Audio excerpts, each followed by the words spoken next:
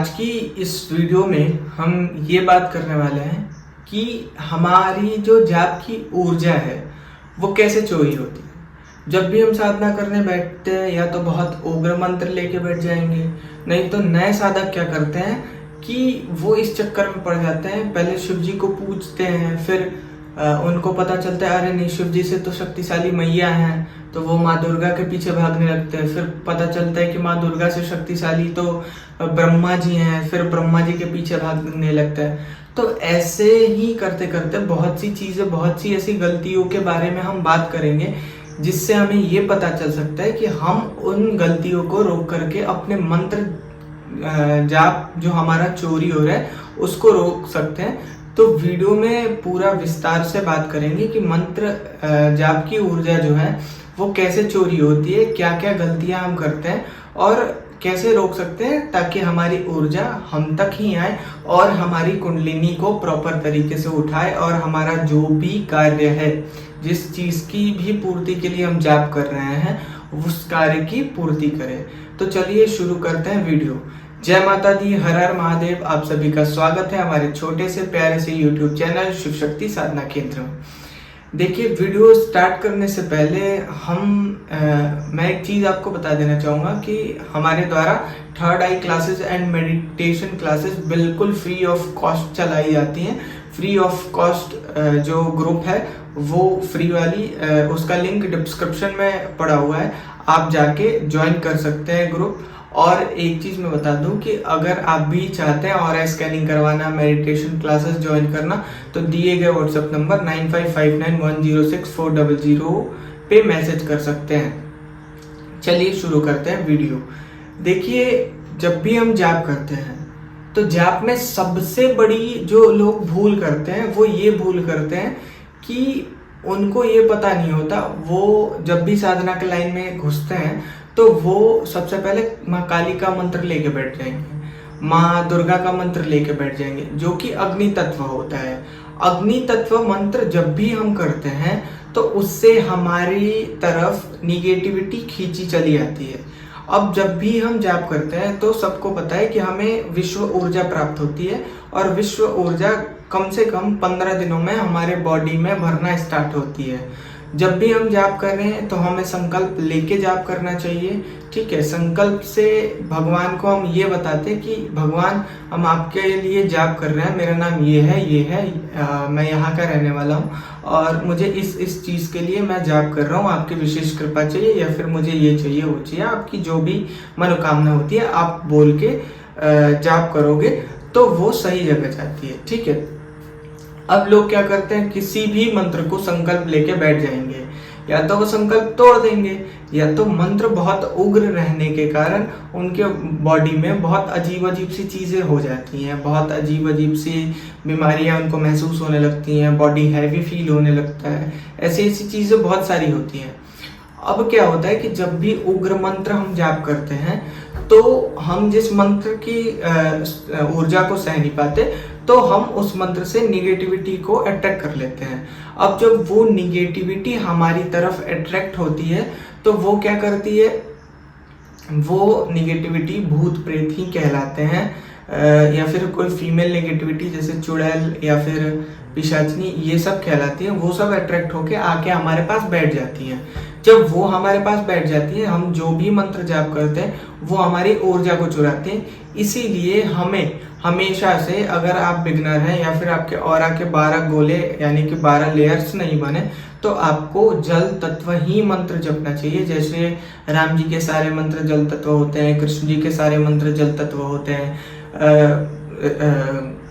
ओम नमः शिवाय ओम जो है वो भी जल तत्व मंत्र है, या फिर विष्णु जी के ओम नमो भगवते वासुदेवाय मंत्र हैं, वो भी जल तत्व है। यानी कि ये सब मंत्र जल तत्व है।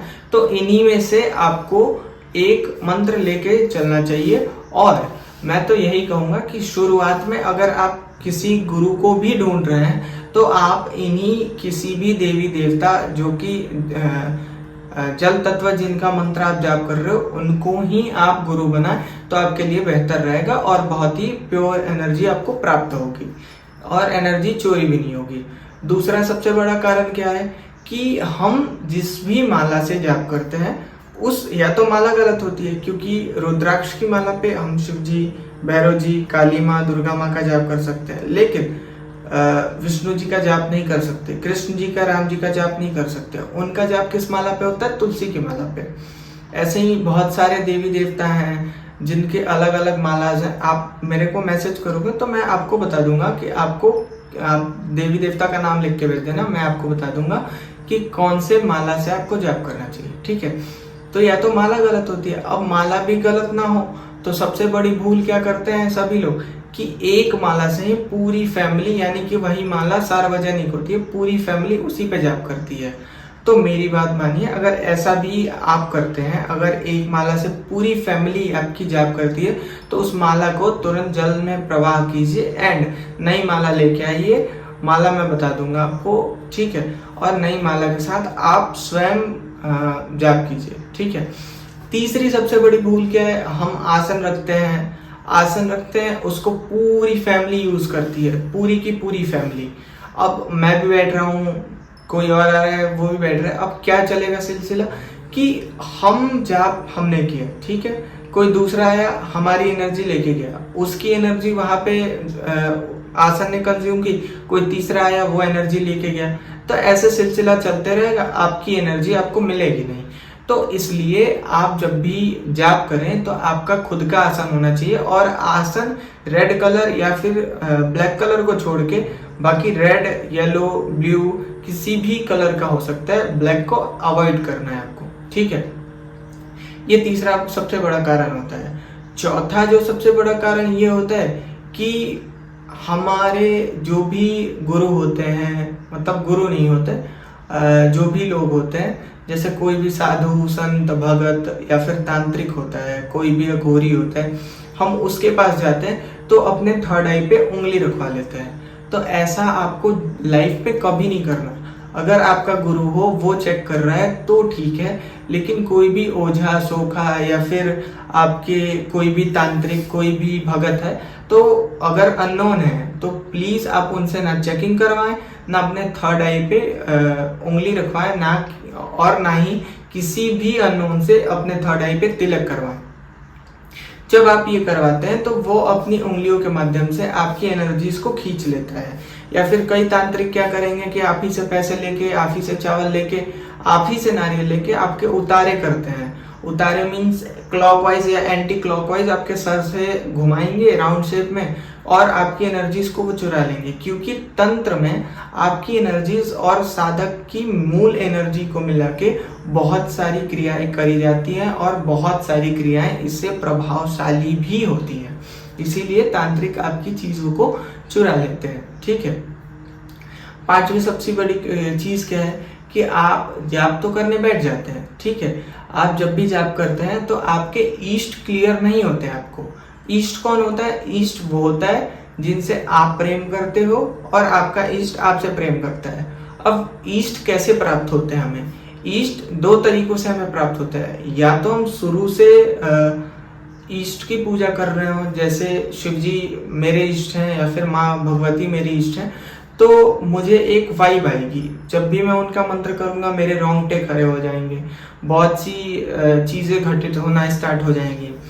और अगर आपको भी ऐसे नहीं फील हो रहा तो एक और चीज होती है कि आप जब जल तत्व मंत्र का जाप करते हैं, और बेसिकली लोगों के साथ होता ये है कि जो लोग शिव जी का जाप करते हैं तो शिव जी के बाद वो किसी और देवी या देवता का मंत्र ऑटोमेटिक ही उठा करके जाप करने लगते हैं, क्योंकि शिव जी ही उनको शिफ्ट कर देते हैं उनके ईष्ट में। क्योंकि शिव जी एक ऐसे देवता है जिनको भोलेनाथ महादेव कहा जाता है। उनका जो अंश है वो सभी देवी देवताओं के अंदर है, इसलिए सारे देवी देवता एक हैं। किसी भी देवी देवता का पूजन करिए, कोई वो नहीं होता। कई लोग इसी चीज को ऊपर नीचे मान के, बड़ा छोटा मान के, इनके में धन प्राप्ति होगी, इनके में सिद्धि प्राप्ति हो गई, माँ की पूजा करेंगे तो सिद्धि प्राप्त होगा, फिर आपको पता चला शिव जी की पूजा करेंगे तो सिद्धि प्राप्त होगा। कई लोग ऐसे लालच के चक्करों में देवी देवता को बदलते रहते हैं, तो ऐसे भी आपके मंत्र के जाप चोरी होते हैं।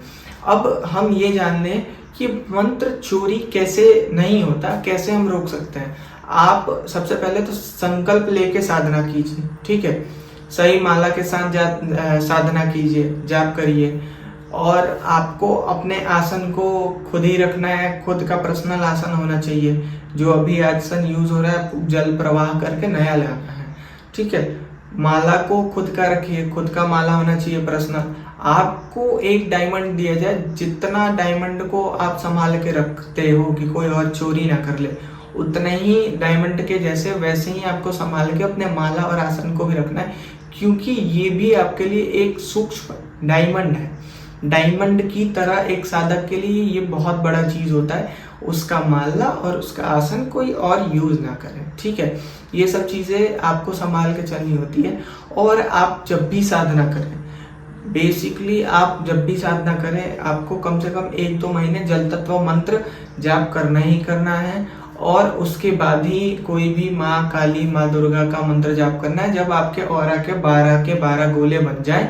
और साधना से पहले मैं यही कहूंगा कि किसी भी कवच का पाठ करके आप बैठे, क्योंकि कवच आपके शरीर को बांध देता है, सुरक्षा आपको प्रदान करता है।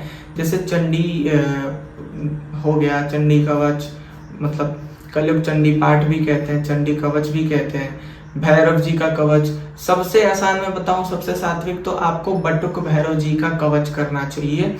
आप ये भी कर सकते हो, या फिर आप आसन पे बैठते हो तो हाथ में जल लेके, गंगा जल मिक्स होना चाहिए उस जल में, और ऐसे पूरे चारों तरफ घुमा करके और ओम बटुक भैरवाय नमः, ओम हन हनुमते नमः का जाप करते हुए आपको हनुमान जी महाराज और बटुक भैरव जी से ये कहना है कि हे बटुक भैरव जी, हे हनुमान जी महाराज, आप कृपया करके जो हमारा आसन है उसको सुरक्षा प्रदान करें, हमारे शरीर को सुरक्षा प्रदान करें, और हमारे जाप को कोई भी नकारात्मक ऊर्जा ना चुरा पाए, ना ही हमारे पास आ पाए, ना हमें कोई हानि पहुंचा पाए। ऐसे आपको प्रार्थना करना है और जल को चारों तरफ छिड़क देना है, ठीक है। ये आप करेंगे तो आपको भगवान की तरफ से सुरक्षा प्रोवाइड होती है। नहीं तो आप जैसे कई लोग के घर में एक और सबसे बड़ी प्रॉब्लम होती है कि उनके घर में किसी के पास भी आप तांत्रिक के पास जाते हैं तो वो या तो आपके पितरों पे बंधन लगा देता है, और आपके जो घर में है आपके पीछे एक प्रेत छोड़ देता है।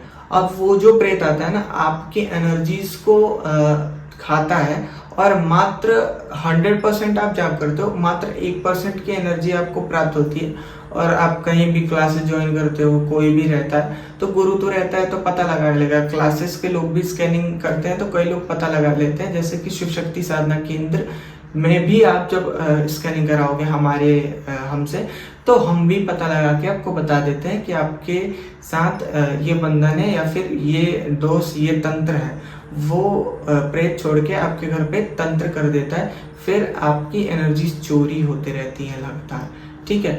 तो अगर आप भी ये सब गलतियां कर रहे हैं तो इन गलतियों से प्लीज आप सावधान हो जाइए और इन गलतियों को रोकिए, और किसी भी अननोन व्यक्ति से ना हाथ रखवाइए, ना उनके पास जाइए, नहीं तो ये कार्य करेंगे आपके एनर्जी चोरी होते रहेंगी। लाइफ में आपको कोई भी सिद्धि शक्ति या फिर कुंडलिनी जागरण नहीं हो सकती।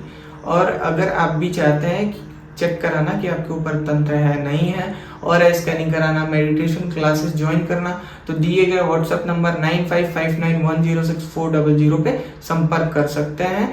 जय माता दी, हर हर महादेव।